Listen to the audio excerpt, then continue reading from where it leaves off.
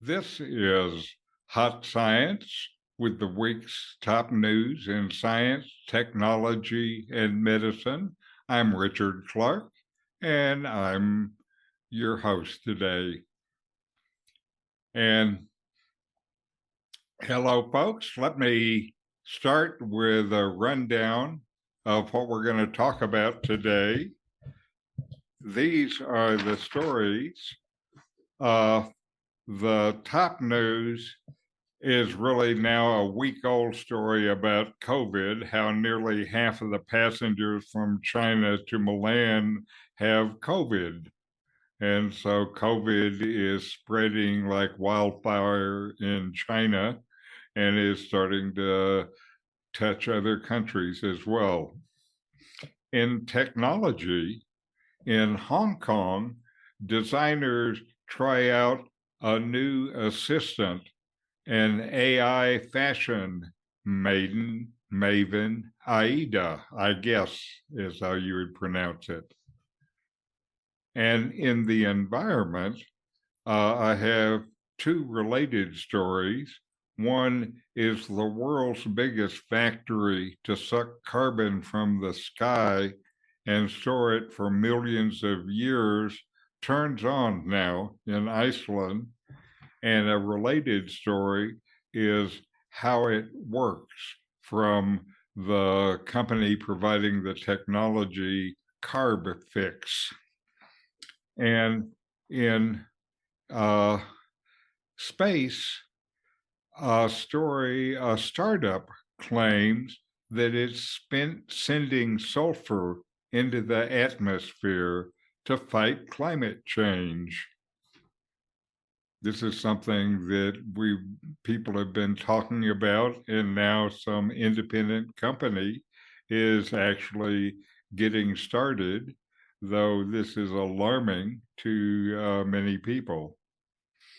In biology, an animal story, and this is why your dog might think you're a bonehead. It turns out dogs watch us more closely than we realize.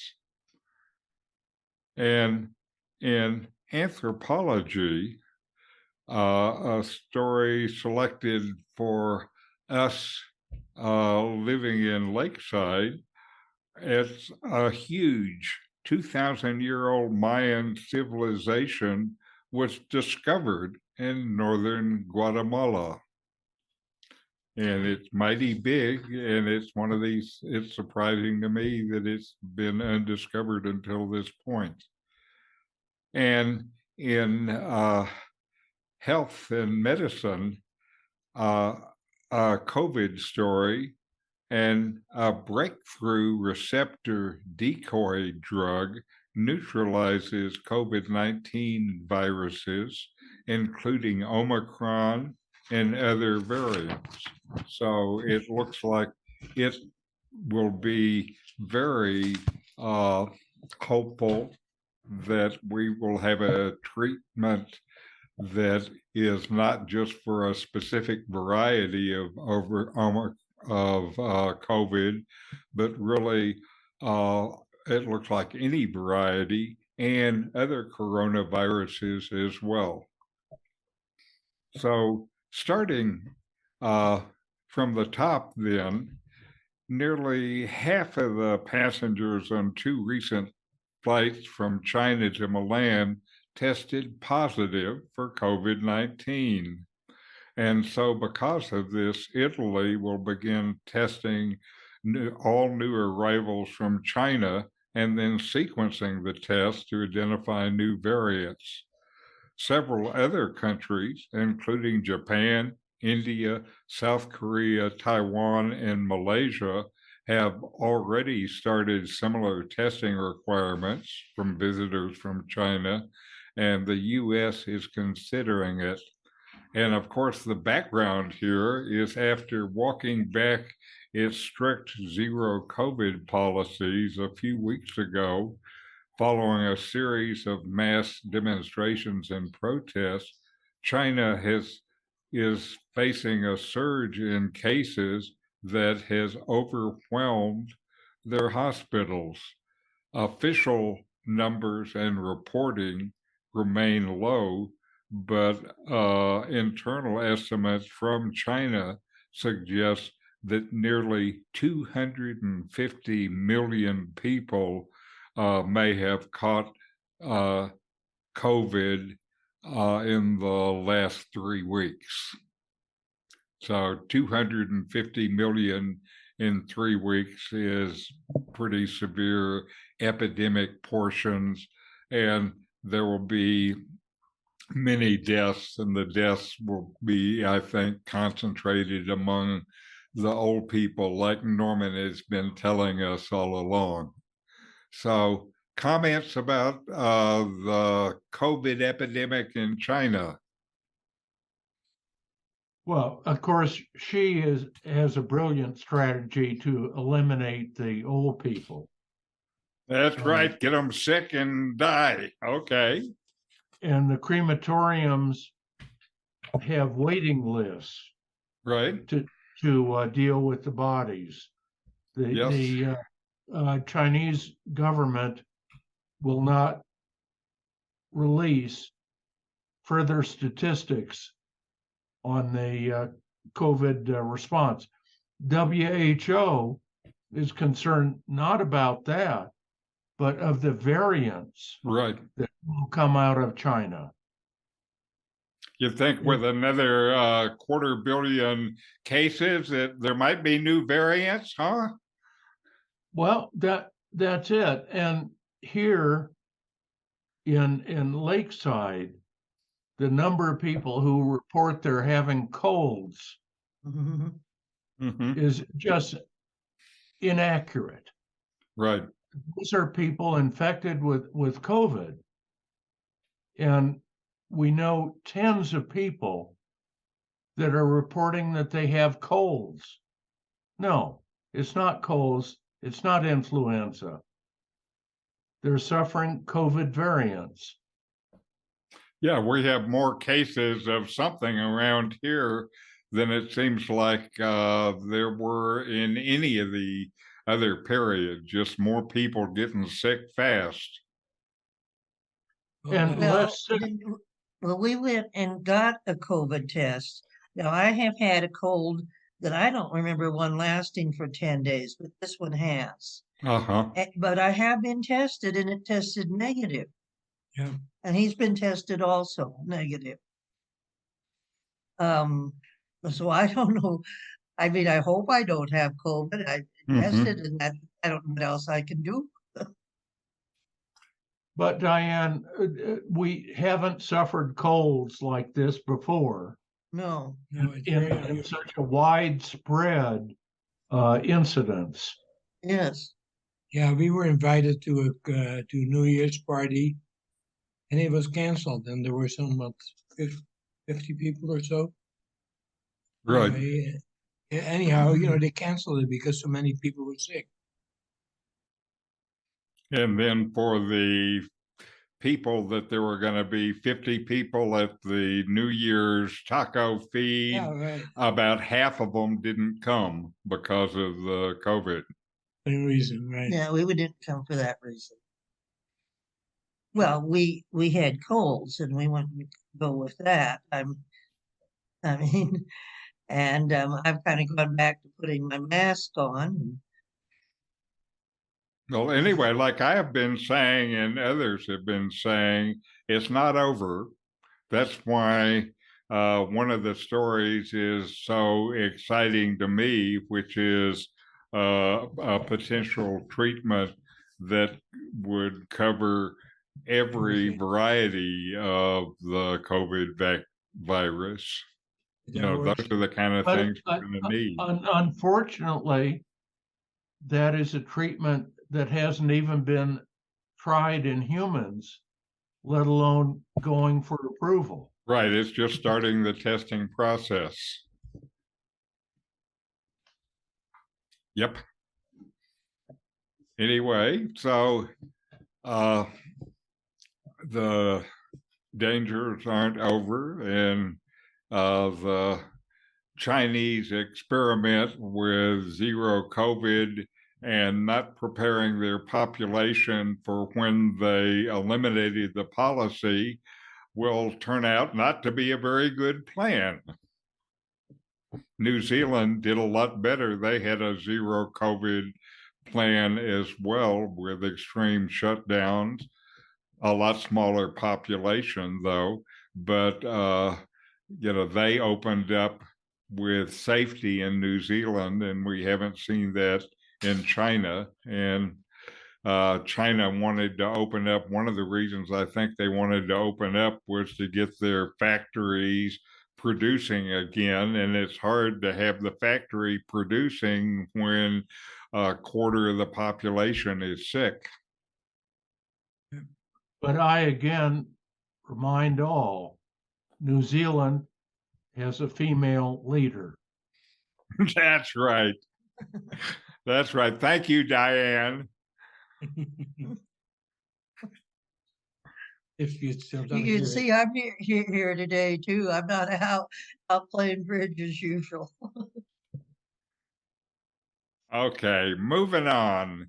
Then in Hong Kong, there was a recent AI fashion show where the people visiting noticed that something was different, and it turns out what was different is that these designs all use a new AI tool, and they had 14 designers who were working with this AI software.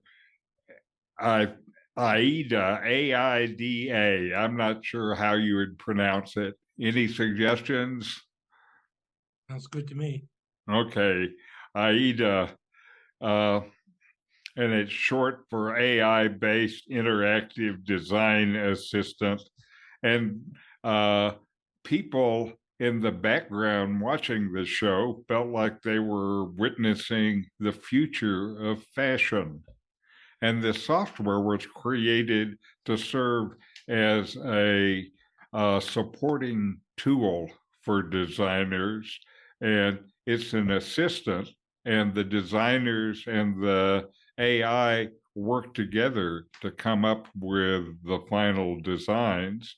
And designers upload their draft sketches, material, and color palettes, and then the software's algorithm generates blueprints that the designers can tweak and then put into production. And the system can produce a dozen fashion templates in a few seconds. And so this really enhances the designer's ability to look at different ideas and see what they're like and produce them. And there's one designer who's been working with AIDA for the past 6 months and said it not only saves him time, but inspires him. And he says, our relationship is comparable to a romantic relationship. I seem to gradually get to know her, Aida, and she gradually got to know my own designs. And then, in accordance with my lines and styles, the system will propose something new for me that I may not even have considered. So, this really is a case of AI enhancing the designer's capability to look at more designs. And we know these AI systems are trained on these databases of other designs and other images. And so it sounds like the initial way of working with it for a designer is you give them some of your designs, and so you start to train them on you, and then they can produce more things like you would do. And here, just to show you this, I have some examples of designs that were at this show. And so here's one. They certainly the AIDA knows that showing a lot of skin is good. Here's a more conservative AI dress design. Here's one that looks pretty racy to me. My wife saw that and said, wow. Not that she would wear it, but just wow.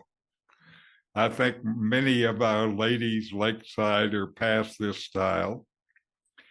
Here's another design. This one seems to me more like an AI design than the others. And here is another design from a Ukrainian designer working with AIDA. And here are some of the models dressed up before they go on the platform, the walkway. And runway, they call it. so to me, it looks like it's interesting work. And what do you folks think about AI clothing designs?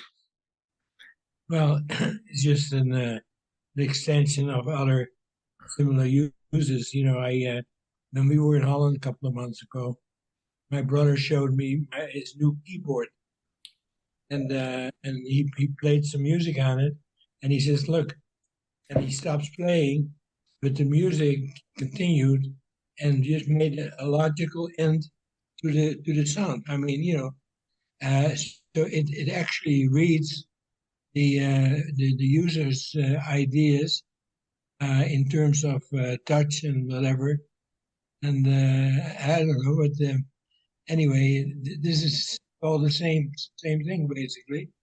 I imagine that cars can be designed, you know, by rather than building various models, they are much easier built on a screen and all kinds of things like that. So voting is And open access to AI, like AI GPT or whatever it is that allows Yes. people to write papers. This is a step change. Yes. Yeah, there's a real argument against it from the artistic community because they've used AI to learn how to create pictures in the manner of Van Gogh or Monet. And but you know, you almost wonder, is it just a new tool? And in the old days, the craftsman would argue that using power tools to create furniture was contrary to the older way of doing things. So, right. But I think I mentioned to Richard that my daughter is a librarian and she's used it and just invited it to that program that Norman mentioned and invited it to prepare a story on her library of elderly people using the library. And within seconds, the thing came back with 4 or 5 pages of very grammatically correct text on a group of seniors using the library and developing friendships and community and on and on. So they say it's going to be as disruptive as the cell phone was. So here we go. Yeah. No, Actually, I think it's going to be helpful. Andrew, I would argue it's going to be as disruptive as the Industrial Revolution. Yeah, I'd agree with that. It's a new tool that basically amplifies people's output the way fossil fuels increased output in the Industrial Revolution. It's becoming much harder to be original. Yes. No, you were saying, Chad? Well, I'm a patron of a novelist, and she wrote recently, by coincidence, and said that she wrote a first paragraph of her a new chapter in the book that she's writing.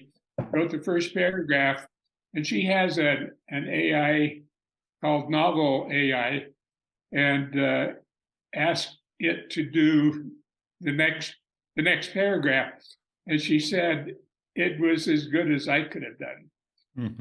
But I think what artists are going to use, especially writers, is going to use it as a first draft Right. to get ideas for how their novel should go.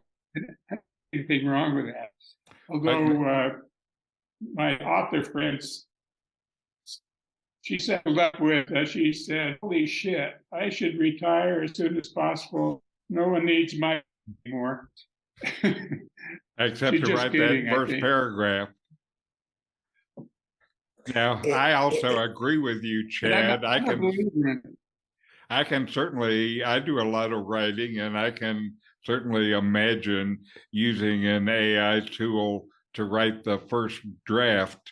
What they have still often needs human editing because the present AI has a tendency to repeat itself, and it also has a tendency to use stuff as facts that aren't facts. And so that makes it tricky for the ones using it to generate college papers, because when the AI makes up facts, the professor may notice. Anyway, AI may not have the same judgment that 30 years of experience provides. But again, we still have to remember with all of these things, they're just early generations of the tools. And some of these, like the AlphaGo, improve so much over the first couple of years after the original one that its capabilities were immensely stronger as they develop the tool. And these are all tools that are just being developed. The Chat GPT, that's on its second generation, and that's one of the reasons why it's so better now. These image generation tools are still kind of on the first generation, so we still have more to come there. And this is the first, one of the things I liked about this story is it was the first case of really breaking out an AI design tool besides what you would ordinarily think about as words and images and stuff. And the fashion industry is a giant business. Anyway, I think the fashion industry in the world is a $1 trillion business.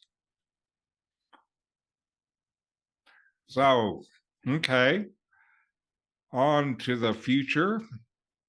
Now, this is our environmental story, and the world's largest factory, actually the world's, I think, about first factory too, that was built solely for carbon capture, has come in online in Iceland. And they think this first installation is just a stepping stone necessary to scale it up by a factor of 80 and be able to remove millions of tons of CO2 by the end of the decade. And this is just one of a number of climate change solutions that are being offered by the Icelandic firm Carbfix. And what they do is they take CO2 from the air, separate it from the oxygen, mix it with water, and then pump it into the deep underground into basalt rock formations where it mineralizes and will stay mineralized for millions of years. So this really removes the carbon rather than just recycles the carbon. And this was built next to a geothermal power plant, so it runs fully on renewable energy. This is really just a small facility so far. It can pull 40,000 tons of CO2 out of the air every year. That's equivalent to about 900 automobiles. So it's not nearly enough, and it's a small impact, and it costs $10 million. So it's not cheap. And this technology then offers a huge appeal if costs come down and production is boosted. So this is another early stage thing. This is the first revision of this product in the world. And now there is a Canadian company, Carbon Engineering, which directly captures CO2 and turns it into a near carbon neutral fuel.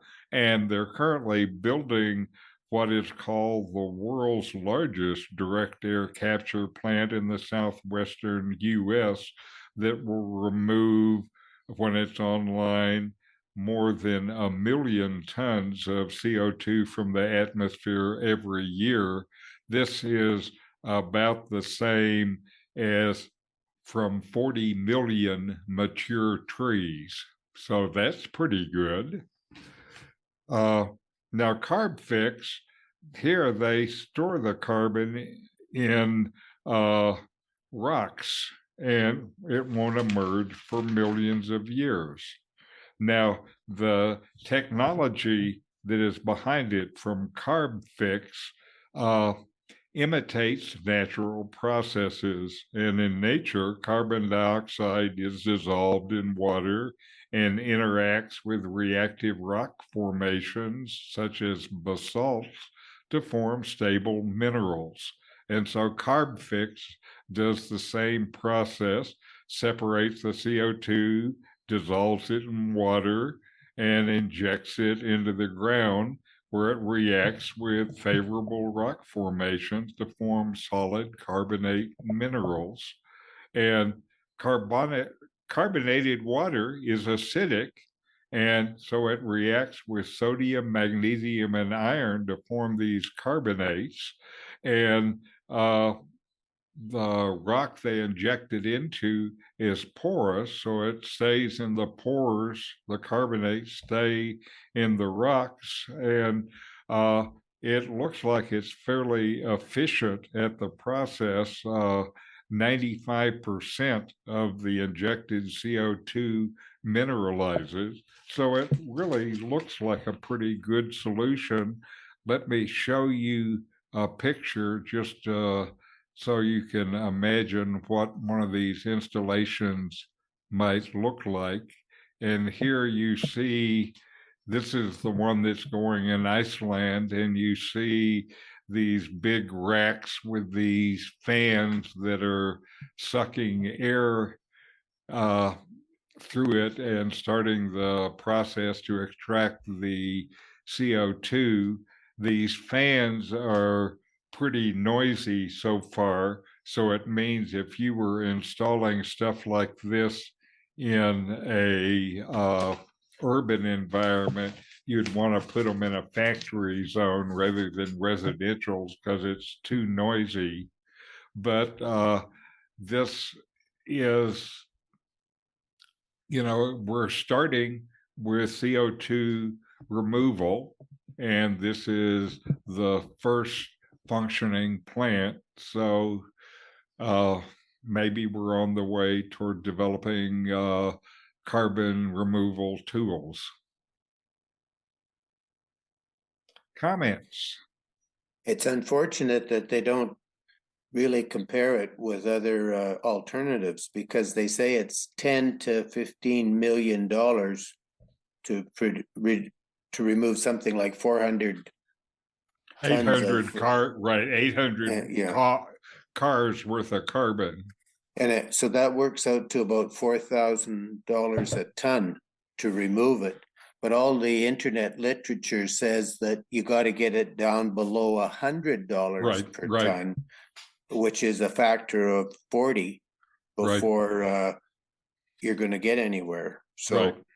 Like they said in the article, the people who do this know that this is still a pilot plant, and to make it effective, you have to figure out how to bring the cost down and push the yield up. yeah. But isn't the real issue minimizing the carbon emissions? Right. Well, this is the kind of thing that we're going to have to do. I came to that conclusion a couple of years ago after holding out for a long time that we could do something that stopped the disaster that was underway. And then I finally figured out that we're in trouble, and what we need is CO2 removal. And this is the beginning of the process. And like early models of a lot of things, it's not good enough and it costs way too much. But it seems cheaper to avoid the CO2 emissions. Right. But that's still so far not enough. Because even if we avoid them, we still have too much junk in the air that already causes problems that seem irreversible. Well, you may have to do a variety of things, but like Norman says, why isn't there more emphasis on the cheap ways of reducing or eliminating CO2 emissions? Well, I think there are lots of emphasis on that too. This is just one of the things that's happening over here. We have to, I think, like you say, I think the solution we need is all of the above. And this is one of those, and this is one that in the long term has a kind of potential that some of the others don't. Now, some environmentalists are opposed to some of the carbon capture schemes because they feel like they're just a way where the oil and coal company can feel like they can continue to put more CO2 in the air and it'll be okay.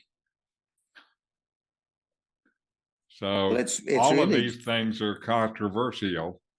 but it's kind of an indication of how false the media really is, that we see all this emphasis on CO2 capture or CO2 elimination, but we don't see anything with respect to energy conservation or other means of providing energy. Like, why isn't there far more noise about small nuclear power? Sure, we see little bits of it, but it's not capturing the same excitement that. One of the issues with the present version of small nuclear power, like the one that Gates was building, that the construction is stopped on now, and it stopped because the fuel has only one source, and that's from China. Anyway, I read a lot of stuff as Andrew's absolutely right that the media misguides us in the solutions that are appropriate. yeah. Anyway, I see a lot of media, and I see media talking about all of these other things as well, Andrew and Norman. One of the things that I reported on recently was a real effective system. It looks like the first large-scale effective system about getting power from ocean waves. And it turns out there's a lot of ocean waves.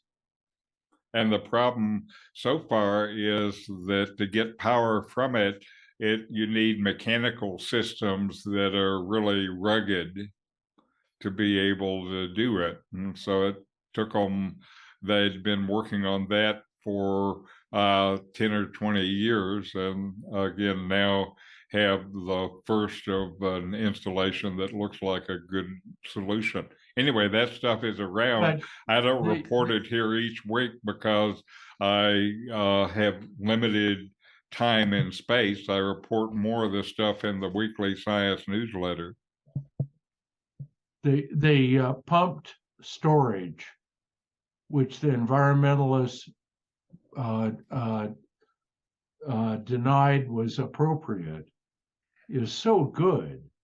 Rather than lithium ion battery banks and so forth, just pump the water up into the dams and use the turbines to provide power. But When there are when the some full- places, there are a Right. lot of places where the pump storage is not as easy. For example, if you're in Kansas and there aren't any hills, then it's hard to find, a place to put the dams and store the water. So it turns out one issue with pump storage is that it depends on the geography, whether you can do it or not. And so you can do it in California, but you can't do it in Kansas. Anyway, and that's why we need multiple But we don't want to solutions. be in Kansas. I know people who like Kansas, not personally, of course, but anyway, let us continue. And I put this next story as an air and space story. It could well have been an environmental story. And this is about a new company funded by venture capital money called Make Sunsets. And Make Sunsets is planning to sell cooling credits for $10. And with $10, they will put 1 gram of sulfur particles. And they say, without much evidence behind it, that 1 gram of sulfur particles offsets the impacts of 1 ton of CO2 emissions. And so it now Make Sunsets says that it has released the first 2 weather balloons full of sulfur particles into the atmosphere. And what they are doing is many people think is potentially dangerous, and it's an unproven strategy for combating climate change. The ideas of solar engineering to cool down the planet is really inspired by the atmospheric side effects of volcanic activity and eruptions, which a number of times have led to drastic temporary climate change where the planet cooled down for weeks or months or years because of particles in the air. So that's the idea behind it.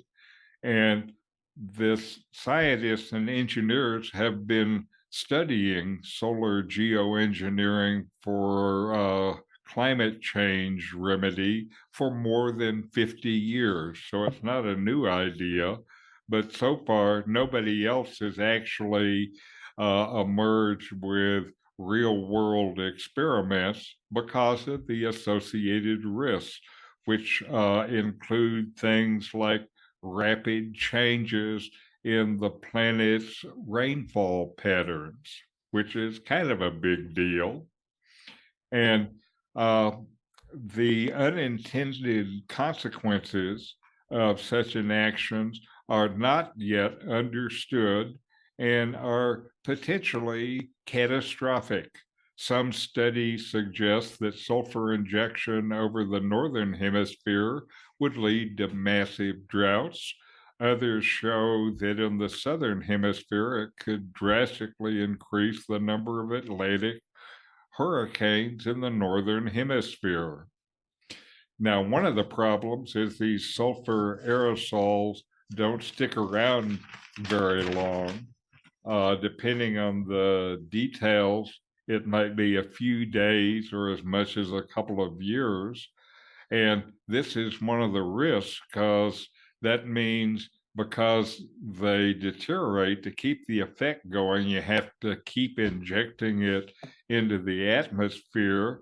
And if you stop at any time, because we're still putting the CO2 and methane in the atmosphere, they would rapidly catch up with the cooling, the deteriorating cooling effects if you stop feeding it. And the earth could heat up super quickly all at once. So there is once you start doing it, you have to keep feeding it or there's a disaster there. And, the fear is that efforts like Make Sunset are doing is like walking all of us earthlings towards the edge of a plank without any sort of regulatory approval or international opinion. Uh, the there has been a concern for several years about rogue agents acting independently to impose geothermal, and the Pentagon even has dedicated research teams so they could try to figure out who might be doing it if it happens. The Pentagon thinks it's dangerous. So some people like James Pastor, head of the Carnegie Climate Governance Initiative, says to go ahead with implementation at this stage is a very bad idea. The current state of the science is not good enough. There's enough interest in this, though, that the Biden administration now has officially approved research into it. But they're trying to research it to make sure to prevent solar geoengineering from becoming yet another human caused climate disaster. And so more careful research into this strategy is needed. So this is. But we know that the Chinese coal burning, sulfur emissions reduced global warming by, is it 1 degree centigrade? Distributing sulfur over the northern hemisphere will dramatically improve things. And the Chinese have demonstrated that, unfortunately, with their use of coal burning. Now, the Chinese, though, are continuing to burn enough coal to make sure that they're continuing to refresh those short-lived atmospheric particles. So, anyway, there are concerns about doing this on a large enough scale to make a difference.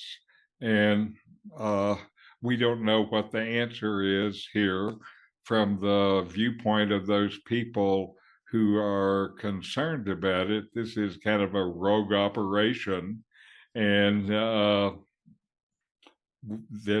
that's risky. And maybe it's not the time to take that kind of risk. I don't know. Well, we all prefer not to have acid rain. And we all prefer not to have major droughts in the northern hemisphere and increased hurricanes in the Atlantic.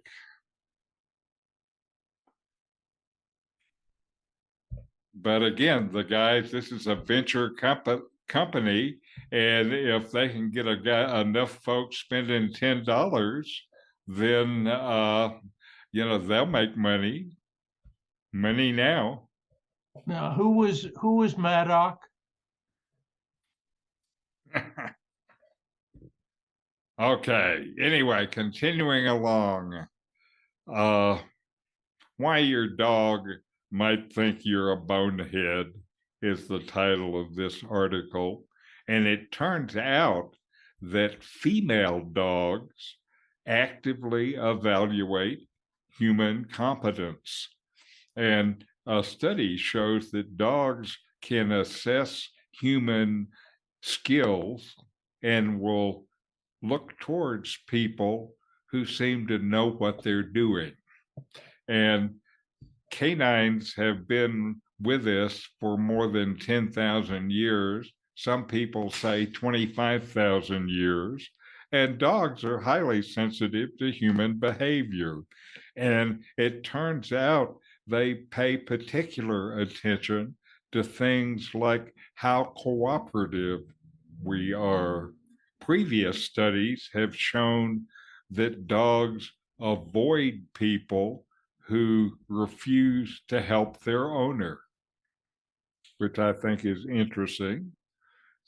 And so the people who did this study started to wonder whether dogs also might rate us in terms of our skillfulness, particularly if those skills are useful to the dog. So they set up a simple experiment. They showed 60 dogs, 2 people manipulating transparent containers. One person is skilled and was able to open the top just after a couple of twists. Another person is incompetent and they failed to open the container. Then they gave people one more container. Sometimes the container had a treat. Sometimes the container was empty.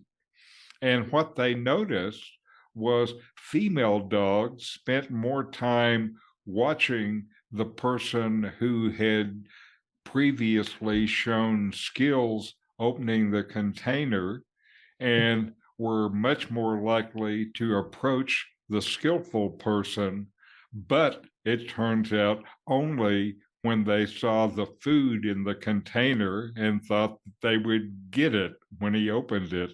Dogs watching the people with an empty container showed no preference, no difference.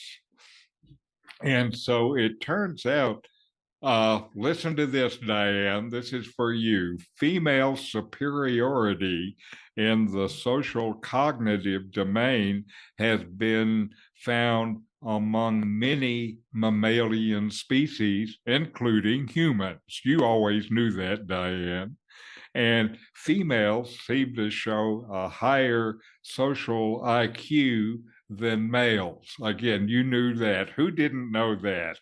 And so, for example, female dogs look at their owners more frequently and longer than male dogs do when they are facing some task that they can't solve. So they look to the people to solve it for them. The female dogs do. And it turns out in solving social learning problems, female dogs are much better than male dogs. So I don't know what that says about dogs. I always knew what it said about people. What do you guys think? Well, we have experience with the dogs. One is a male, the other is a female. Female is indeed the one that is the smartest of the two. The smallest also, you know. She definitely looks at us more Oh yeah. than the other one. She watches us The one thing is, more. But the other one has better hearing. The male has better hearing.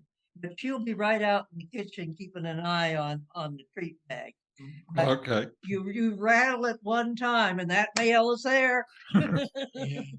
But you know, one thing that I find interesting is that the female doesn't eat all her food all at the same time. I feed them both at the same time, and she eats about half, and then leaves it. Well, if I leave it alone, then the male dog will take care of that. So I prevent that by putting the rest of the food in a refrigerator. And so about 2 or 3 hours later, the female dog comes and dances around and makes noises and all kinds of other things to get my attention. And until I realize she's hungry and she wants the rest of her food. And she gets it and that takes care of it. I think it's Yeah, she does look at us much more. She's right here now looking at us. yeah, Uh-huh. it's really amazing. Mhm. What kind of dogs are they, John? Well, the female is a dachshund. The male is twice the size, and we don't really know what it is, but according to the computer, it looks like a Belgian sheepdog or a sheephound, as they call it, whatever. But he's very sweet and pretty docile. But the dachshund is really he's really clever, or she, I should say. Now, it Well- sounds to me if I want a dog, then if I want a dog that pays attention to me, I should think about getting a female. Yeah, male dogs usually have other things on their mind. Yeah, right. Yes, But Yeah, but it yes. this whole thing shows Andrew, is that true for human males too? possibly, yeah. yeah, but As you were saying, Andrew. Well, they take just care of that by taking him Okay, to she the has vet. just told me I gotta go let her out. Well, she is getting on in age. She's about 10 years, and her bladder obviously is not too strong anymore. Okay, Andrew, it's your The turn. female dogs respond differently to brighter male humans. Is interesting. Uh-huh. But yeah, Okay, But, come on. uh, It's Andrew's turn.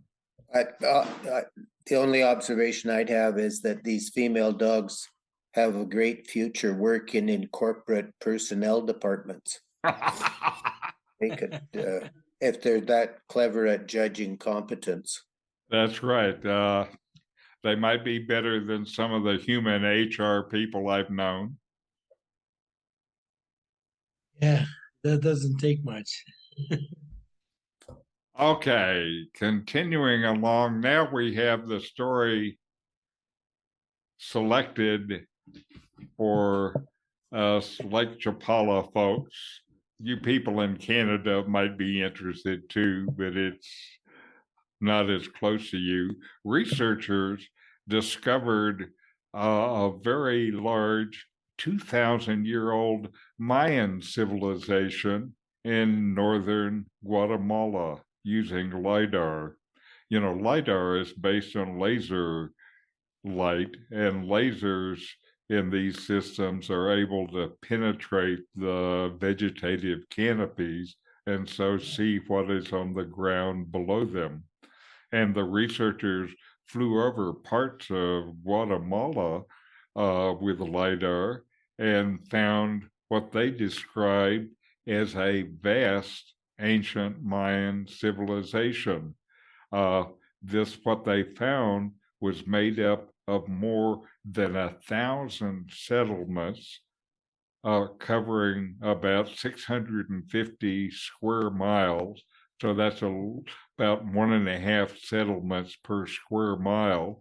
And these were linked by multiple causeways, cleared raised beds used as roads. They found 110 miles of these causeways, making it easy for people to move around to other settlements.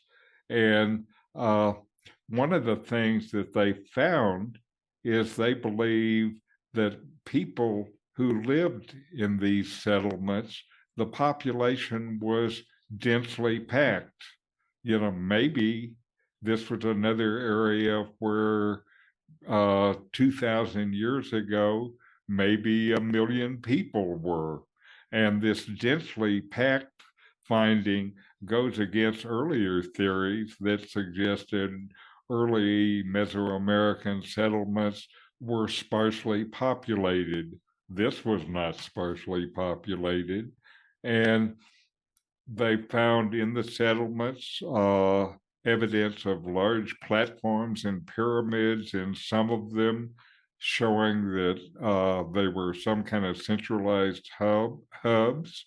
Some of the settlements had ball courts, which are ancient Mesoamerican features, and the people had built canals for moving water and reservoirs for holding it during dry period. Let me show you a couple of images from this. This is one of the LiDAR photographs, and you can see in it the extensive amount of buildings and things that are there. It still has not been explored by physical anthropology yet. I'm sure that will be happening in the next few years. And here's an artist's rendition of what these kind of Mayan cities might look like. And it looks like a fairly nice place to live. And you can see here that their idea of this civilization was one where the food was grown local. So you can see that from the areas in it. And it looks like it could be a good high civilization and a good place to live, I think. So what do you think about the Mayan civilizations? Richard, I've been impressed by your study of the developments in India that far exceeded those of Western Europe. Right. Well, this based on the stuff in India, this is just the Mayans come lately. And remember, when the Spaniards came, Mexico City was larger than any European city. Uh-huh. And I think it still is.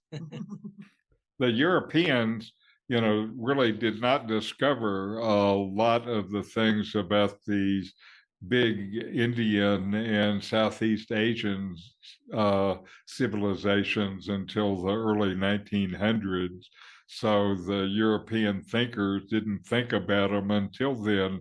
Around where, how come I can't think of the name of the big temple in Cambodia? Angkor Wat. That's it. I sure feel stupid. Thank you, Andrew. And around Angkor Wat, when it was really going, there were more than 1 million people living in that area, and it was bigger than any European city. And the Europeans didn't know about that until 100 years ago. And a lot of these old, huge things were dependent on irrigation and Yes. water control. Yes. And it certainly sounds like in this Mayan city, civilization, irrigation and water control and dams were an integral part of that civilization. And Angkor Wat, the thing that drove Angkor Wat was the annual rainfall, and near there is a giant lake that in the rainy season is 30 feet higher than it is in the rest of the year. And it was the basis for all of the Cambodian irrigation and stuff that enabled that big city to exist. In this LiDAR photo of the Mayan one, what's that area in the upper left corner? Is that a lake Let me go back to it. or is it? Uh, I don't know. It sure looks like a coastline of some kind to me. Yeah. Because in the other area you see, besides the obvious buildings, you see more lumps, and it seems like it must be a lake or something like that because it's so smooth. So one of the things that the article didn't say when it gave us this photo is it didn't give a map that showed where the photo was.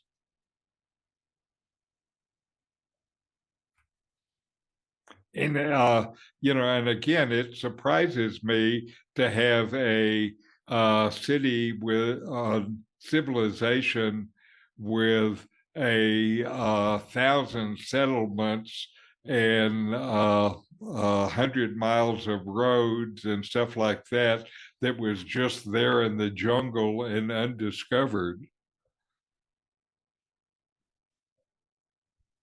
Anyway, so Richard, on this, I am simply amazed when people speak about colonizing other planets rather than the more easily achievable biospheres here on Earth. right, it would be easier to colonize undersea cities that don't exist than to colonize Mars.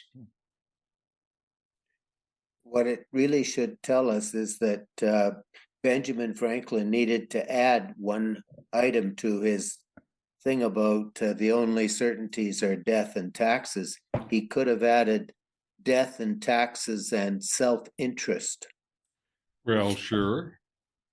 And all of these things that we see in the media and that are promoted are all, there's someone's self-interest at the basis of all of it. And all we have to do is look for the self-interest and it all becomes clear.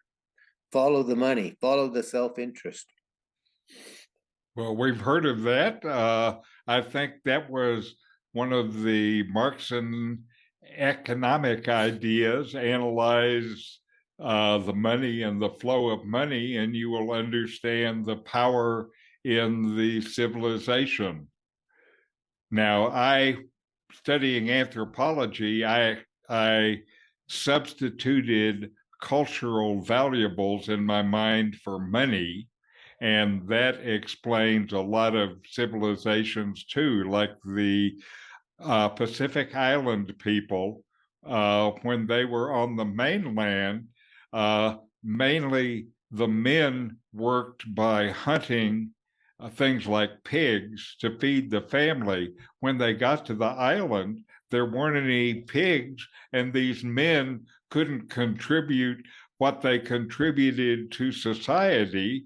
So they formed a bunch of cults with invisible deities and were then controlling access to the invisible deities as the way of maintaining power, since they couldn't provide food anymore. The food came from fishing, and that was women's work. So follow the money is a good idea. For me, it helps to generalize it from money to cultural valuable, and then it works pretty broadly. Yeah, money is just something people use to further their own self-interest. Right, right. And so the Polynesian men used access to their secret gods. Okay, so now the last story is a positive, hopeful COVID story, and scientists have developed a drug that looks like it will neutralize the COVID-19 coronavirus and is equally effective against the Omicron variant and every other tested variant. Excuse me. The drug is also designed in a way where it'll maintain its activity against future variants. And the drug is not an antibody, but a related molecule known as an ACE2 receptor decoy. And mutations in the virus that would also help it avoid the drug would reduce the virus's ability to infect other cells. So it looks like the drug will be effective even with future mutations. And the way it works is ACE2 decoys have potent activity against COVID-19 virus because they trigger an irreversible change in the structure of the virus. And this is, they pop the top off the famous viral spike so that it can't bind to the cell surfaces ACE2 receptor, which is what the virus attacks. When the virus is it's normally covered with these spike proteins that enable the virus to infect cells. The spike protein bind to the ACE2 receptor, and then this enables the virus to enter the cell.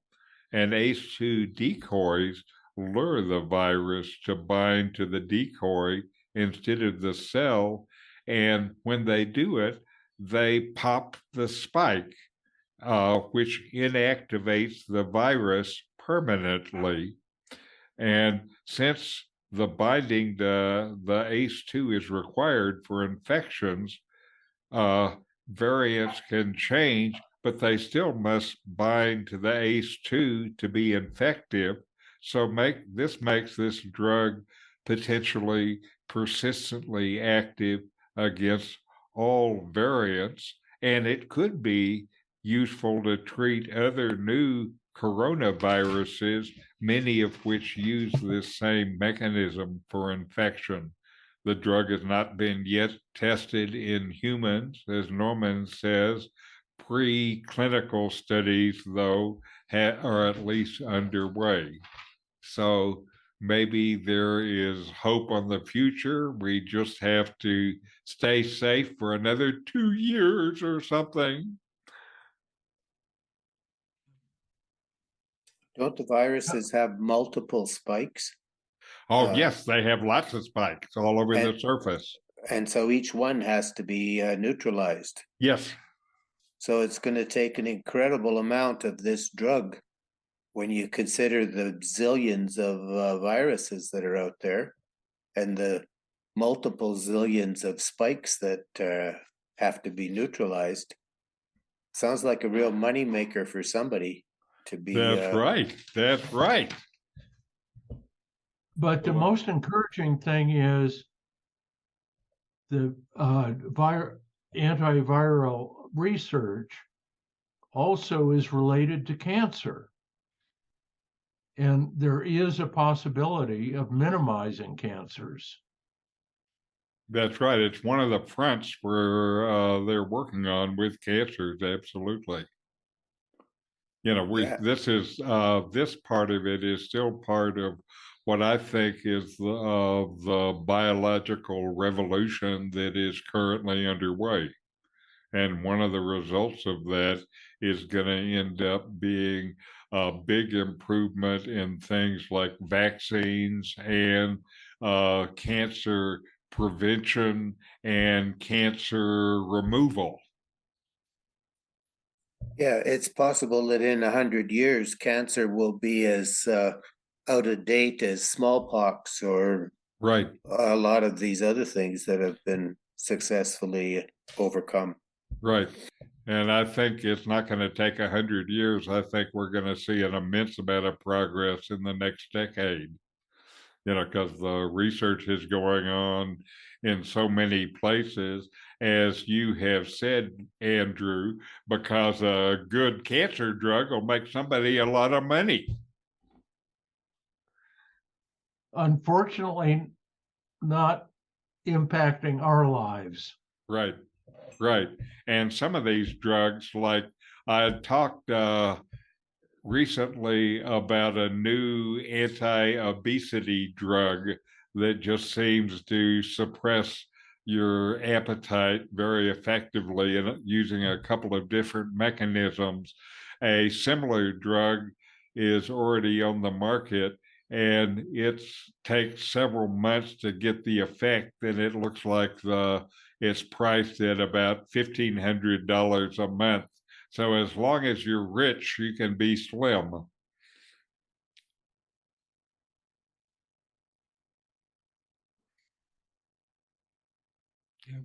Anyway, thank you again for joining me. And let's hope we all have a good new year. And uh, we'll see you in a week. Thank you, Richard. Adios. Yes.